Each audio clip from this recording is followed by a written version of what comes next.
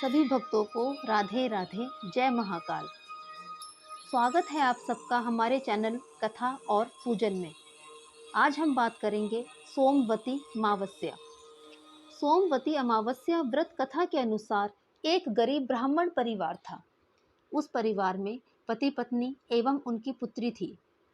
समय के बीतने के साथ साथ वह कन्या बड़ी होने लगी। वह कन्या सुंदर, संस्कारी व काफी गुणी थी, लेकिन गरीब होने के कारण उसका विवाह नहीं हो पा रहा था। एक दिन उस ब्राह्मण के घर पर एक साधु महाराज आए। साधु उस कन्या की सेवा के भाव से अत्यधिक प्रसन्न हुए। कन्या को लंबी आयु का आशीर्वाद देते हुए साधु ने कहा, इस कन्या के हाथ में विवाह की रेखा नहीं है। तब ब्राह्मण दंपति ने साधु से इसका उपाय पूछा कि कन्या ऐसा क्या करे कि उसके हाथ में विवाह का योग बन जाए। साधु महाराज ने कुछ देर विचार करने के पश्चात अपनी अंतर्दृष्टि से ध्यान करके बताया कि कुछ ही दूरी पर एक गांव में सोना नाम की एक धोबिन महिला अपने बेटे बहू के साथ रहती है, जो बहुत ही आचार विचार एवं संस्कार संपन्न तथा पतिपरायण है।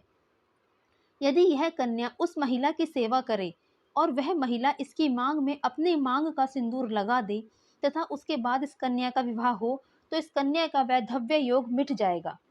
परंतु वह महिला कहीं आती जाती नहीं है।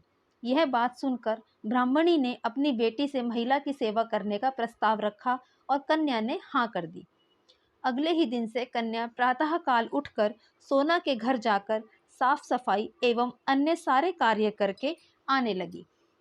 एक दिन सोना अपनी बहू से पूछती है कि बहू, तुम सुबह घर के सारे काम कब कर लेती हो, पता ही नहीं चलता। बहू ने कहा, माँ जी, मैं तो देर से उठती हूँ, मुझे लगा कि आप ही सारे काम सुबह समय से कर देती हैं। यह जानकर दोनों सास बहू घर की निगरानी करने लगी और घर का सारा काम कौन करता है यह देखने लगी। कई दिनों के बाद सोना ने देखा कि एक कन्या मुंह ढककर अंधेरे में घर में आती है और सारा काम करके चली जाती है। जब वह कन्या सारा काम करके जाने लगी तो सोना उसके पैरों में पड़ गई और पूछने लगी कि आप कौन हो और यूं छुपकर मेरी चाकरी क्यों करती हो। तब कन्या ने सारी बात बताई तो सोना तैयार हो गई।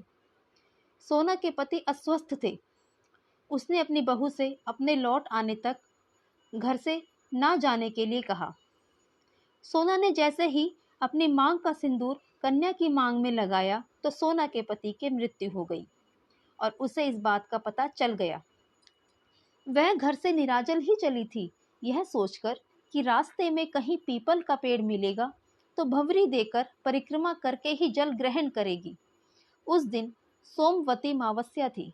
ब्राह्मण के घर मिले पुए, पकवान, खीर, पूरी की जगह सोना ने ईंट के टुकड़ों से 108 बार भंवरी देकर 108 बार पीपल के पेड़ की परिक्रमा की और उसके बाद जल ग्रहण किया।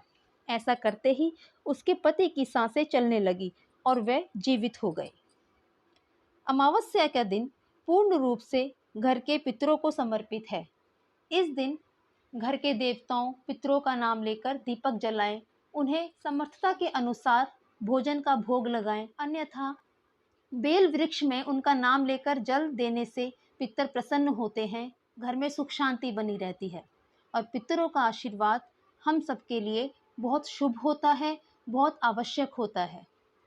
तो इसी के साथ सभी भक्तों को राधे राधे, जय महाकाल।